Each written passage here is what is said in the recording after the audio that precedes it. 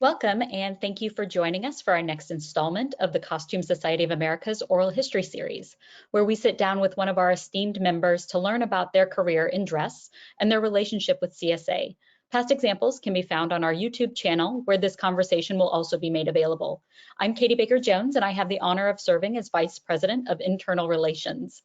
In this installment, we will be hearing from Dr. Linda Welters, who was elected to the 2004 class of Costume Society of America Fellows. She will be interviewed by Cynthia Cooper of the McCord Stewart Museum. Please allow me now to introduce Cynthia.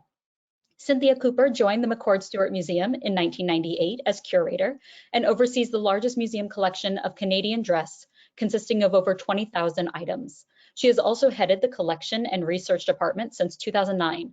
A lifelong interest in clothing design and construction eventually led her to an MS in historic costume and textiles from the University of Rhode Island.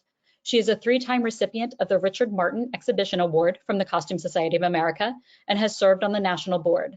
She has taught courses on the intersections between fashion and art and on fashion history, textile history, and material culture in Concordia University's Faculty of Fine Arts and Department of Art History, and on fashion history at LaSalle College. Welcome, Cynthia. Thank you, Katie. Thank you, everyone, for being here with us this evening. And it's a distinct honor and pleasure for me to introduce Dr. Linda Welters. She is Professor of Textiles, Fashion, Merchandising, and Design at the University of Rhode Island. She's been an active member of CSA for over 40 years. She served as editor of Dress from 1998 to 2005, president of the Northeastern region from 1988 to 1990, a member of the National Board, and a three-time panelist on the Scholars Roundtable. She was named Fellow of the Costume Society of America in 2004. Dr. Welters has researched European folk dress, archaeological textiles, American quilts, and American fashion. And she has shared her research findings at CSA's regional and national symposia. She received her PhD from the University of Minnesota, her MA from Colorado State University, and from her BA from St. Catherine University. So welcome, Linda Welters. This is, as I mentioned, both an honor and a pleasure for me. An honor because I have known you as a figurehead of the Textiles, Fashion, Merchandising, and Design Department at URI for many years now, and was your former graduate student. And I've also known you as a prominent CSA member in all those years. So it's really a pleasure to be able to introduce you to our membership or reintroduce you. So could you begin by telling us about your interest in textiles and how that led you into your studies and eventually to URI?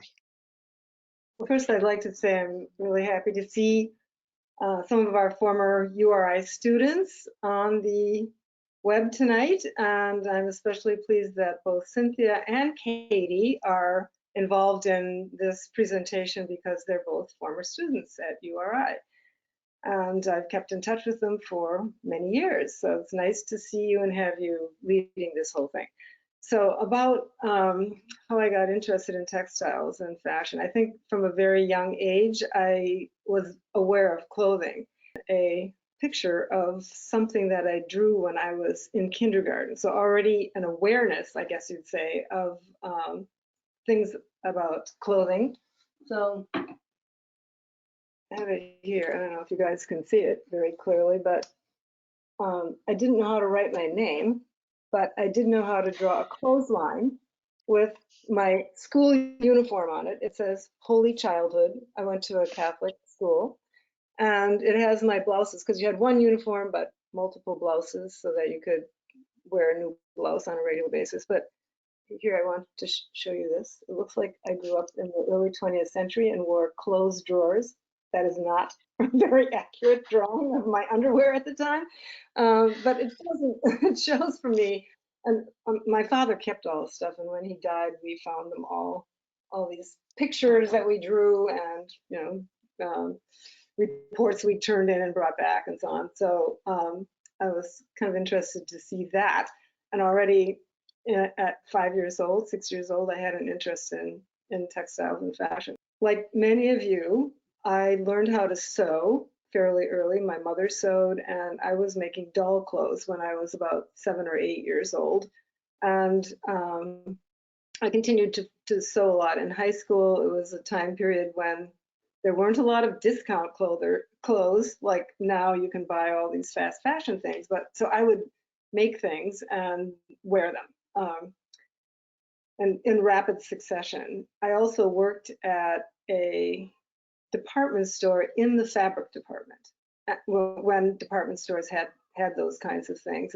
And I measured yardage for people. I helped them select all their notions and patterns. And I went to the College of St. Catherine, it was College of St. Catherine's at that point, and my mother thought I'd be good in sociology or social work, so I started out in that, but I didn't really get the feeling that I wanted to stay in that. And I saw a little announcement that there was a new program being offered, Textiles and Clothing in Business, where you could, in Minneapolis and St. Paul mostly, there's an agreement between several colleges where you can get on a bus and go around and take courses at any one of the 6 colleges. So I took my business courses at St. Thomas College at the time, but now it's St. Thomas University, and did my textiles courses at College of St. Catherine's. And I've never looked back. The 2 courses that I liked the best were textile science and fashion history. And I would say that still influences the kinds of things that I like to work on. So, how did you learn about the Costume Society of America, and what was your early experience with that organization? Let's see, I went to Colorado State University for my master's, and CSA wasn't around yet. I remember seeing an announcement for it, but I think it was when I was starting my PhD program at the University of Minnesota, because I kind of remember the room was a bright room, and so that couldn't have been some of the other places I was. And I think it had been a couple years already started. So it was probably 1979 when I first saw that there was this organization for people interested in dress history. And I went to my first meeting in 1981, and I've been going regularly ever since. What did I do in 1981? I think that was in Ohio, in Columbus, Ohio, or maybe Cincinnati. And I met several people there that were very friendly and open to me and helping me as a grad student to learn how to make a better presentation and getting to know how to approach other specialists in the field. So it was a very nice experience right from the beginning. And some of those members that you met then are some were the founding members, were they not, or very prominent members at that time? There was Ann Coleman and who was Jean Drusero. I don't know if she was a founding member, but she was really very, very good to me in the beginning. And Adele Filene, I think she was at some of those early meetings. Yeah, so those were great people. Joan Severa, I remember from the early meetings. She and Inez Brooks Myers were always very friendly to me. So they had an interest in some of the same things I did. And so, hang out, have lunch, talk hmm about your interest. Yeah. I met Trish Cunningham at the second meeting, and we've been good friends and co-authors since meeting at CSA. If it wasn't for hmm CSA, I wouldn't have. hmm And then you've gone on to hold several positions like editor of Dress and Northeastern president. And um, Yeah. how did that Well, come well, about? Trish got me into the editor of Dress position, so that was, and she'd been the editor and for a long time, and they were looking for. I've been reading and assisting and so on. So it was handed over to me, and I think I was involved with it for 8 years. It was a much different process than it is now, because there wasn't compensation for it, which was one little factor. Mhm. We used to do everything by mail instead of online, and we used to help a lot with the arrangement with the formatting because it was done through somebody Trish was associated with at her university. That was really accommodating. So it was a great experience actually to learn more about publishing and how galleys worked and how they have to format people's footnotes with them and all of those details, those nitty gritty little details that make publishing so fun. Those aren't the fun Right, parts. Are right. getting accepted and reading it when in print, I guess. Yeah. So, speaking of publishing, um, you have several books to your credit, and they attest to really what's quite a wide variety of research interests. So, I wondered if you could tell us about what you've published and at the same time how you came into those particular, very different interests. So for my PhD, I'd gone to Greece for a textile workshop that lasted about 3 weeks, and I was, casting around for a PhD topic. And I was initially thinking of textiles, but they don't really have a strong textile tradition um, that grabbed me. But I did see in museums that I'd gone to and that we went to in our travels with this workshop that just fantastic folk dress, and you couldn't lump it into one category. There were lots of different categories. It didn't look the same from place to place. And I thought, this is what I want to look at further. And if I do, then it gets me back to Greece because I like Greece very much. And I'd been there before when I studied abroad. I'd gone to Greece for a short period of time and loved it. Um, so I did my dissertation. And initially, I thought, oh, I'm going to go back and be there for a year. Well, I kind of ran out of money and needed to think of something that was more achievable in my time frame. So I looked at the chemises that women used as the first layer of their folk dress, but in American museums. And there are really quite a few of them. I traveled around to various museums. I went to the Met, I went to Textile Museum, I went to the Santa Fe International Folk Art Museum, Boston Museum of Fine Arts. I'd done an internship there after my second year in graduate school. So it worked quite well, and you could organize them according to their construction and their decoration, relating it to political influence in the various parts of Greece, because part of it was occupied by Turkish families. Some of it was, they were very still Byzantine in their character. They'd been kind of closed off from any introduction from Western Europe. Some of them were very Italian because Venice was dominant in some of the islands and the areas that were further west. And then see, there were like 4 categories altogether. Some Turkish ones that were further north where Greece didn't become liberated from Turkey until the early 20th century. Those were specific as well. So it worked out to be a workable subject.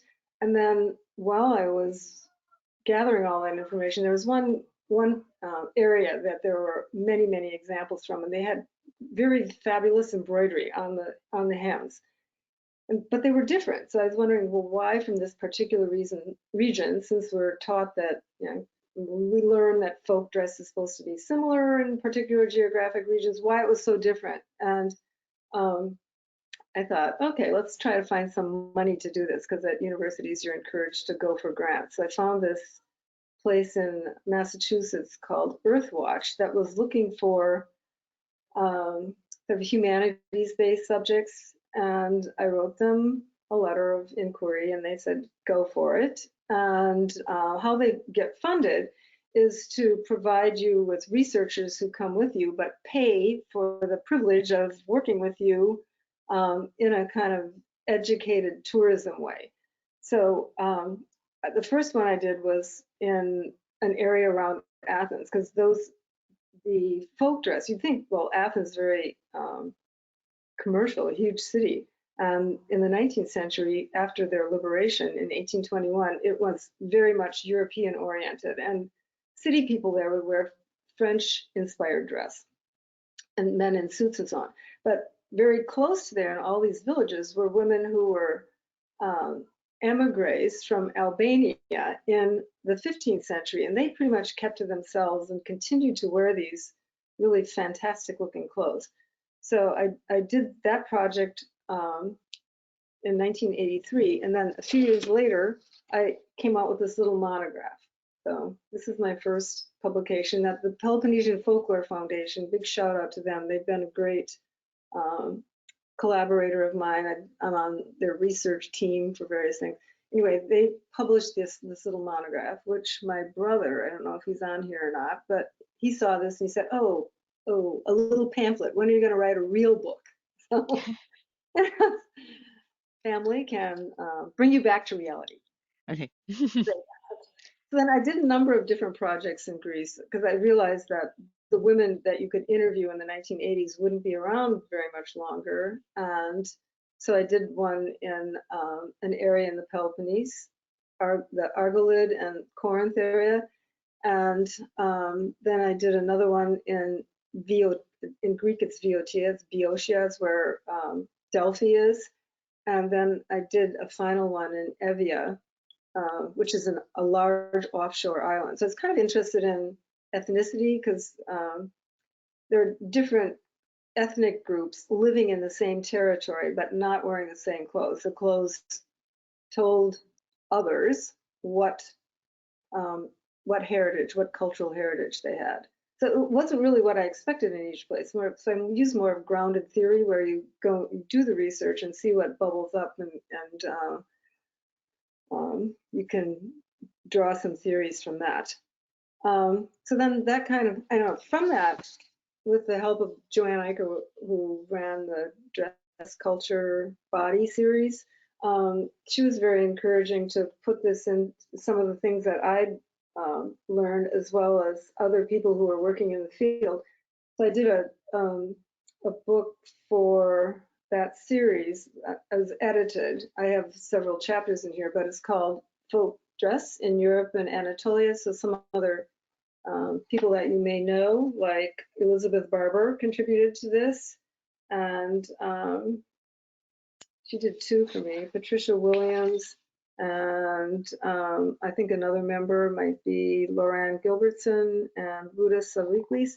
So it was working in Western Turkey and in Europe with these beliefs that are associated with clothing.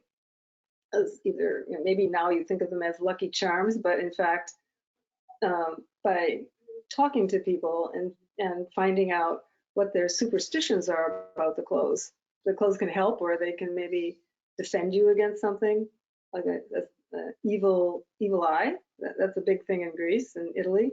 So that's what this book is about. I like the cover very much. So this is with Bloomsbury, and it introduced me to working with, well, it was Berg at the time, but it introduced me to working with Bloomsbury. Mm-hmm. Okay. And then you so have some that's other, one. that's two. You have Yes. some other topics. There's your quilt book. Cool. Yes. So at URI at the time, we had several people who'd had experience and interest in quilt history. And I saw with my grad students, they were reading theses from other universities to see what topics were covered and how they were organized and how you develop an argument and so on. So one student had read the University of Nebraska thesis about Nebraska's state quilt project. And of course, Nebraska is large. They had lots of quilts, and I thought, oh, Rhode Island, so tiny. We can get this done in a short period of time.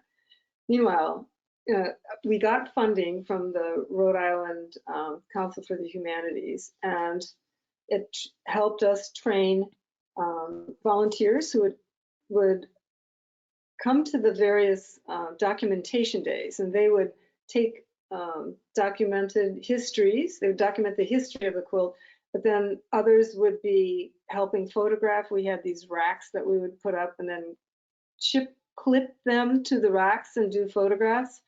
And we ended up with a number of really nice documentation days. I mean, you do this stuff and you realize, is anybody going to come? Is anybody going to show up?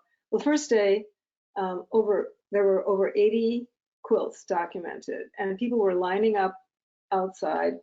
There were 18th century and early 19th century quilts brought in. So it's just like, yes, this is going to work. And it lasted for several years. And of course, there was immediate interest in it. So we ended up putting up quite a few exhibitions, some in Massachusetts, some in Rhode Island. And of course, with Cynthia, at the museum you worked at the time, the Lambert? Yeah, it was called the Marcel Museum. It later became the Fashion Museum, and now it has merged with the McCord Stewart Museum where I am. So we have that collection here now. Yes. All right.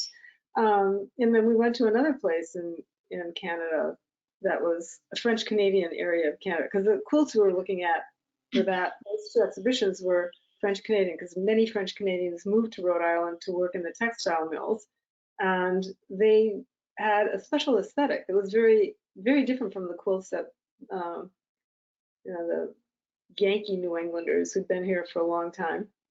They were very light colored and specific patterns they liked. So it was a fun project. This is kind of an interesting story about publishing, because initially we did something at the Vermont Quilt Festival, and located near there was the New England Press. So they came over and they're like, we would love to publish the book based on this project. So we were thinking, okay, slam dunk, we've got it done already. And then they said, ooh, you want to do it in color? It's going to cost a lot of money. How about you raise the money to publish this? And I thought, wait, we raised the money to do all these other things. So it's going to be tough to figure out where to get over $100,000 to publish this. So we decided to look elsewhere. I wrote, I think, 12 proposals. So this is kind of a lesson in never get discouraged. And finally, I think it was Jean Drusido and Joan Severa put in a good word at Kent State University Press, and they published it, and they did a beautiful job on it. It was fairly expensive for the time, but it sold out in a few years. And we could reissue it. We have the copyright now, but it's like on the list, I guess we could say. All right, so that's the only quilt book I've written. Right. And then you have the the Fashion Reader that's gone into 3 editions. Yes, but before that was this book. Okay. Again with Joanne Eicher's series with Berg. It was about 20th century American fashion, and the same kind of ideas before. We collected for each decade people who've done original research and published that. I think this is probably still available, but it's gotten good reviews. There's at the time we wrote this, it was published in 2005, nobody had written on hip hop yet. So I managed to get someone from Northeastern, Robin Chandler, to write a chapter on hip hop and the music. And hers is titled Flava in Yagir, Transgressive Politics and the Influence of Hip Hop. So lots of interesting things in here still. Okay, going to the Fashion Reader. At the time, Abby Lilithan, I should mention Margaret Ordonez is my co-author on Down by the Old Mill Stream, and we've done quite a few things together with quilts and fabrics. So I have to give a shout out to her. Then the Fashion Reader. So Berg sent me a list. They said, we would like to have a book about these topics. And I thought, that's pretty interesting. Let me ask Abby what she thinks, because she was teaching at URI at the time. And we looked at it and we thought, we can do this. Let's try it. So we did this Fashion Reader, which is really aimed at more classrooms for people who were at the time getting into teaching the culture of fashion. Because when point I want to make is when I started, there really wasn't a great interest in fashion history outside museums, theatrical costume, and programs like ours that are textiles and fashion based. But there was a very big growth in interest starting in the later 80s and into the 90s. And there was a need for textbooks, I guess, because this did very well. What we did is we invited a few of them, but we also found existing literature that you had to extract and maybe shorten because of the length limits of the book. And then you have to get permissions and get it into a format that they can use and restrict your photographs and so on. So this was another interesting learning experience. And let me tell you about indexing. So you can generally pay to have somebody index your book, but they're not going to know it as well as you. And they're definitely not going to know some of the terms that might interest your readership. So Abby and I learned how to index. A fun process. You need to do it in a really short period of time too. So nerve-wracking. Okay, then that did very well. So they asked us to update it a few years later, and also to expand it because many people were using the fashion history chapters in the beginning. So we started from prehistory and went through to the contemporary times in the chapters. So this was a lot fatter, and I don't know if that made it not quite as saleable because you have to carry this big thing around. Because it took a little longer for them to request the third edition, which came out just this past year, the Fashion Reader. And this is not a fun thing to do during the pandemic when you're trying to get the library books. I would order things through interlibrary loan. And maybe there were people in the other libraries, maybe there weren't. So for a long time, I didn't get anything. I think Abby had the same situation, and I would go to the library all masked up, and the people would come out with these shields on their faces, like, here's your book, all wrapped up in some sort of plastic. But the URI library was fantastic in getting me things, and Abby had the same experience. So this is out there, the most recent thing. And then Abby and I also worked on this project that was encouraged by Bloomsbury called Fashion History: A Global View. It was one of the critiques of the first book was that Western and fashion really exists in places outside the West, so why not have a more inclusive definition of fashion? So Catherine Earle at Berg, that now became Bloomsbury, was asking us to consider that and make it a book-length project. So we wrote this book, and it's been recognized. It's cited a lot, I think, and it's causing, maybe helping people to rethink and expand. It's a debate because the last Scholars Roundtable last spring, if some of you were there, I know some of you were there. It's very tough to, if you know Western fashion history, you have to kind of inform yourself about the rest of the world if you're going to be teaching these subjects. But our student bodies are more diverse, and we should be thinking globally instead of just Western culture. Yeah. So as you're working on these books and all these areas of research, you are, of course, teaching, and for many years were department chair.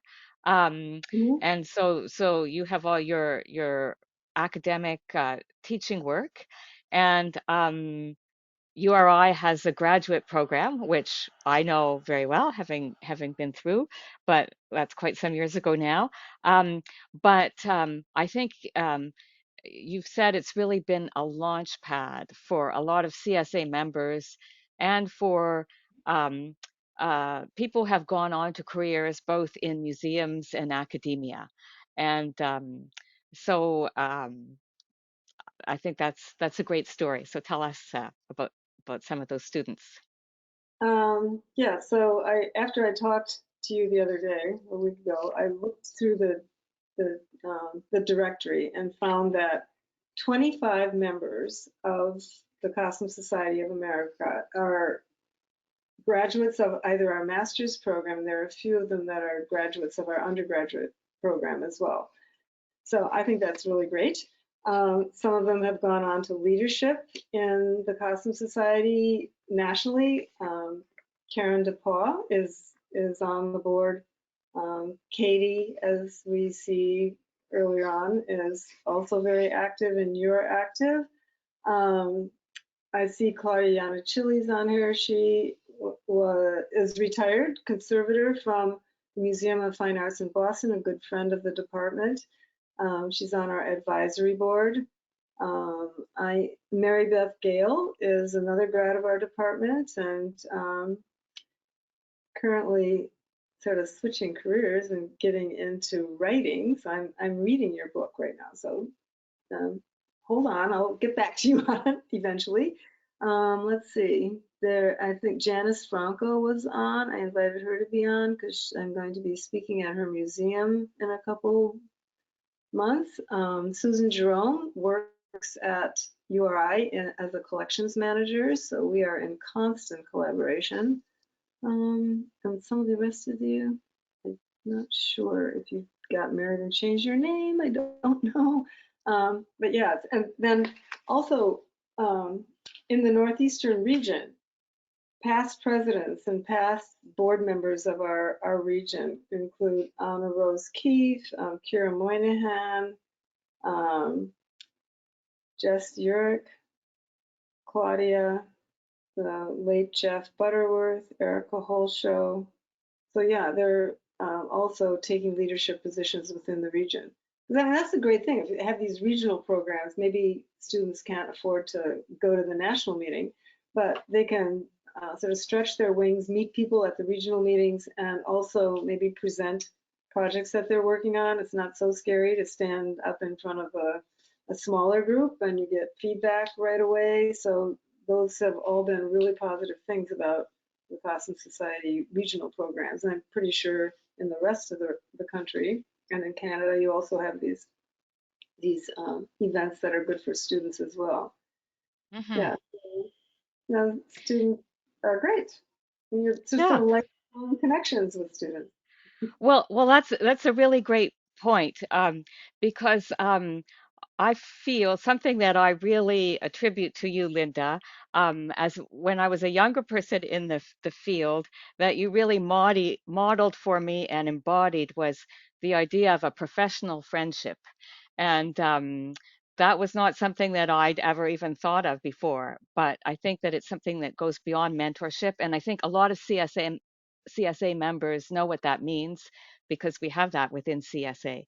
Um, so I have really enjoyed and benefited from that professional friendship with you. But I know CSA has fostered a lot of those sorts of friendships for you with people who are your collaborators and friends. And I think some of those ties are really strong. And would you like to tell us about some of those? Well, Margaret Ordonez was always, or she was at URI. So I knew her before. I knew of her because she was early publishing in the textile conservation area, and we wanted to grow our program and hire a textile conservator. So I don't think it was CSA. I think it was ITAA, the International Textile and Apparel Association. And I sat next to her on a bus out to the Vanderbilt mansion, Biltmore. And I said, oh, we have this position open. And she was like, oh, maybe I'm interested in that. So her arrival at URI really strengthened the program because I can teach basic stuff, but I definitely am not an expert in conservation like she really specialized in that. So I think we made a good team for all the years that she was here. And so we publish together, we go back and forth about various issues, and worked on this quilt project together. And sort of the quilt project, I don't think it's ever going to die, actually, because we put up exhibitions and maybe 8 years ago, and Susie and I have been working on a video along with Rebecca Kelly. It's a funded video about Quilts Tell Stories. So those are good things to know. Abby, of course, I was disappointed when she left here and went to New Jersey, but that's closer to where her family home is. But that didn't stop us from keeping on our collaboration. And also, we've traveled together. She actually takes credit for me finding the ruin that would eventually become my little Greek house. So that was great. And Trish, that's, as I said before, our path might have crossed in Costume Society only, because she was not someone that I would have known outside of Costume Society. So we've collaborated on the one book, and we're working on a project right now. And she's visited over the summer. I've gone to her place. So yeah, it's been really great to meet people through the Costume Society and strengthen. And I'm sure there are many more people on the line here that, like Jackie Field and others who've been at Costume Society for many years, and we get to know each other that way and express interest in each other's projects. Another thing I'd like to ask you about that I think is a real asset to the collection, to the program at URI, is the historic collection that you have there. And could you tell us a little bit about the work that you've done with it, how you've shaped it since you've been there, and what you think its importance is? Well, the fabulous thing about it is I've been there since a really long time ago. So I know many universities haven't had the luxury of having a collection as old as this one. So the first records of accessioning, where you're marking down, not just putting something in a closet, was 1952, but already there were many things there that were in the collection without having been tagged with a number. So we had a person at URI, Miss Mary Whitlock, who was very excellent at gathering information when people donated. Instead of just putting it in a closet, she would ask them for their genealogy and all the records about who might have worn what. So we have several really early collections that sub-collections that are family collections, where it goes back to the 18th century with the kinds of clothes that they made in local areas. There's this one particular one, the Brownings, where the family arrived in the 17th century, and they still live in the same house that they bought in the Petaquamscut Purchase. So 300 and some years. It's really amazing what comes out of people's attics around here. Because even like 10 years ago, we got this greatcoat. But we have really, really strong stuff of local kinds of clothes that were worn by average everyday people from the late 18th and 19th century. They're textiles as well. And now I wouldn't say we have a really super designer collection as some other museums that are well known have, but we have a good amount to show students in class and so on. The program stresses material culture both at the undergraduate and the graduate level. I think when Margaret was here, she obtained a grant right away to get things out of this attic, which was not, I mean, often the collections end up in basements or attics, which are not the greatest places considering water problems in either an attic or a basement, and then also not controlled temperature. So we moved all of the things out of the attic into this storage that she got a grant for, and that was a big achievement. And then now so many collections are online. And so Susie and I have been working to get our collection online. And the site is Omeka. We've used Omeka as a platform since neither of us are computer whizzes. It's pretty easy to build one of those sites and not terribly expensive. We have students work on projects and then we edit down what they found and upload it. So now we have, I think, close to 500 objects online, and Mm-hmm. we'll be continuing to add as students Mm-hmm. do and as we have time. And as you're talking about that early material, maybe this is just one last question for you before we go to questions from our audience. But you were talking about that early material in the collection, and I think that that has been an interest of yours. And in fact, when I went to URI, you were working on a project called New England Dress as Social History, which I think is one of those that is also going to be with you, right, for a while That, yet. Um, so and and that, so.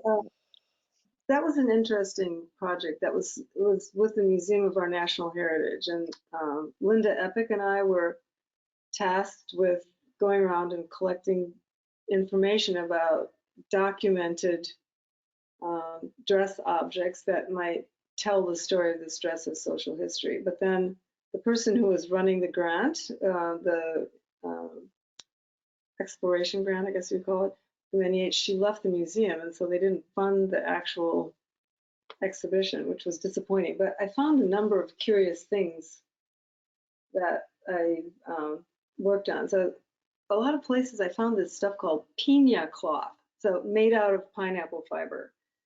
So I was very intrigued by that and worked on finding more examples. And because we had some in our collection, there are a number of collections around the region that had them, especially the Peabody Essex Museum had some good ones. And I ended up presenting at CSA in Seattle and writing an article for Dress that's published. Okay, the other thing that I was very interested in was homespun. And you know that because I came up to see some of your homespun in very cold January, late December, early January. But yeah, that project is still ongoing. I have one encyclopedia entry. I don't know if those, you may know that Bloomsbury is doing an encyclopedia of textiles in multiple volumes. So I submitted one, homespun as everyday cloth, and I'm working on homespun as a fabric of resistance. It's challenging though, because you know the records from that long ago in collections are not really telling you all the stuff that you need to know. Like who made it and did they have an interest in hand spinning and hand weaving because they were against importing products from Britain. I've only found a few that you could actually say these are fabrics of resistance. Mm-hmm. Mm-hmm. It took me a long time to kind of work out what some of these things meant, and I'll continue to work on that. Mm-hmm. Well, thank you. That's great. I think now we can take some questions. And I'd like to add yes, one thing, just one thing. sure. I forgot to mention the gallery that we have downstairs in the collection. Yes. So that's something that, with the help of the Textile Advisory Board, we found some space that wasn't being utilized and made that gallery down there. So now we have classes that deal with putting exhibitions up in the gallery. So they're getting some curatorial experience as well. Okay, that's all I'm gonna say. Thank you so much, Linda and Cynthia, for that great exploration of both Linda's amazing career and as well as the intersections with CSA. I know we have one question in the chat from Mary Beth. Linda, you mentioned your homespun projects, and Mary is curious of what projects you plan in the future, if you have any additional projects in the works. Well, there's all kinds of unfinished projects. You know, people who make quilts have all these UFOs. So I think I have UF unfinished articles that are out there. So Trish and I are working on the finalizing this book about American fashion. Right now, I'm just in the process of submitting the very final versions of this note for fashion theory on a Greek dress, a specific Greek costume. At one point I wrote something for a British publication called Boom Saloon. Probably you've never heard of it, but it's sort of arts, creative kind of thing. It was called New York Rising. They've asked me if I would like to do a response to that, so I'm going to be working on that over the next few weeks, based on Newport and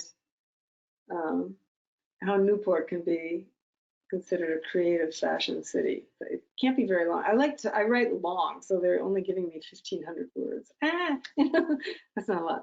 What else am I doing? I'm going to continue to work on the homespun. There's a invitation to work on a kind of volume to celebrate an anniversary for the Peloponnesian Folklore Foundation. So I'm going to look at some of my data that didn't get published. Because at the time I was doing the field research, I also became the department chair, and there's nothing like killing your time for research and then becoming a department chair. Linda, that gives me one question to mind. I know URI has a really great undergraduate program, and a lot of your teaching obviously is in the undergraduate classroom. So I'm curious, how have you over the years made sense of history and culture for particularly your merchandising and design students who, they're really excited about these things they're going to do with their careers, and then they're also being asked and tasked with these more humanities-oriented spaces. Can you talk a little bit about that, of how you bring that to undergraduate students in this industry-focused curriculum, and also how you've seen it change over the years? Because we have 4 classes that satisfy the requirement for a history course. One of them is historic textiles. One of them is history of furniture. One of them is fashion up to the 20th century. And then the one that I teach very regularly to significant numbers is the development of contemporary fashion. So students like that one particularly, but if a student is going to go into interior design, we would encourage them to take historic textiles as well as the furniture class to understand what has happened in the past and reproductions and so on.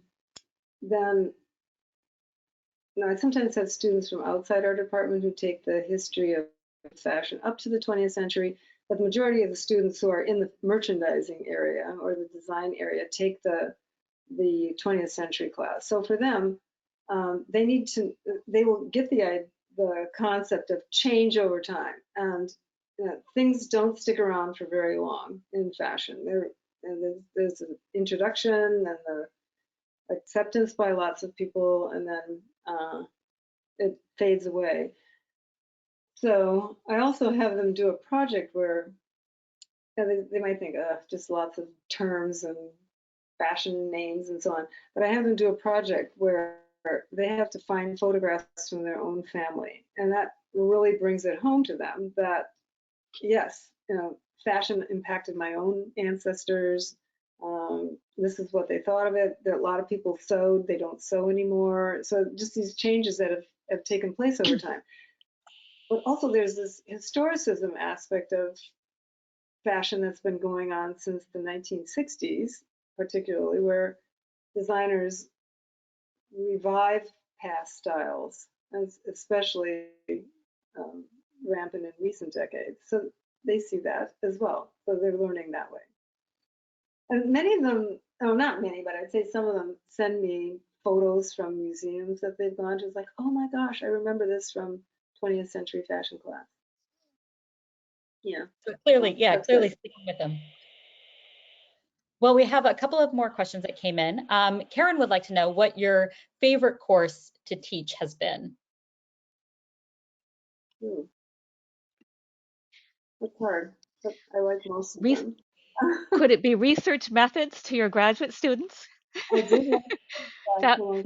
I'm not teaching that one anymore, but yes, that was a good one to get people involved in research. I teach a seminar class also, so that is generally goes pretty well, but because I invite speakers from the outside, some of whom are TMD grads. Cynthia spoke a couple years ago during the pandemic about her exhibition, the Dior exhibition that was at the museum, and they get to see how what they're learning is practiced out in the field. So that's good. Plus, it's a little writing assignment that they have to write a reflection, or not really, I don't like that term reflection. They write a summary of what they heard. And then I put it up on Digital Commons. And students, absolutely, they compete for this. They are working really hard to be the one selected. So that's nice to see that. Really nice to see that. So I kind of will miss that class, even though it's a lot of work to grade those things. I'll miss that. We have another question from Abby, and she'd like you to reflect upon working with co-authors and the benefits you've found from this approach. Co-authors absolutely make it better for the most part, because you have one view of things and co-authors have another specialty. Abby's really good at theory and cultural perspectives, so that has been something that she brings to our collaboration. Margaret's really good at technical analysis of textiles, so that was good. Trish also has a very long experience with fashion, so we work well, and we actually remember too much stuff so, from our own research and so on. So cutting down is more of an issue. But yeah, it works. I like collaborating. I like collaborating with students. I like having students get out there and get published. Yeah, I do like it. And the thing I'm working on for fashion theory is with a Greek person that I was in contact with this summer. She did amazing, amazing piece of research. So it's really nice to have that because I wasn't able to do it on my own. Absolutely. Well, if there are no additional questions, Cynthia, were there any additional thoughts you had before we end the evening? No, I would just like to repeat again, Linda. It's been lovely to hear your story and to help in bringing it to everyone else. And um, as I mentioned at the beginning, we go way back, and at going to the graduate program at URI, and was probably the best move I made early on in my career. So thank you for that. Yeah, I will second that as well. So it was Yeah.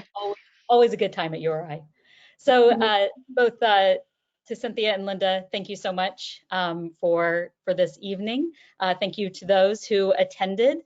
If you'd like some more information about our digital content, our publications, membership, please do visit us at costumesocietyamerica.com. If you have any questions about today's presentation or future webinars, please send us an email to the address posted on your screen, and please consider making a contribution to help offset the cost of this series. And you can visit us here at this link or mail checks to the address posted there. And we certainly invite you to follow us on social media. Thank you so much and have a great evening.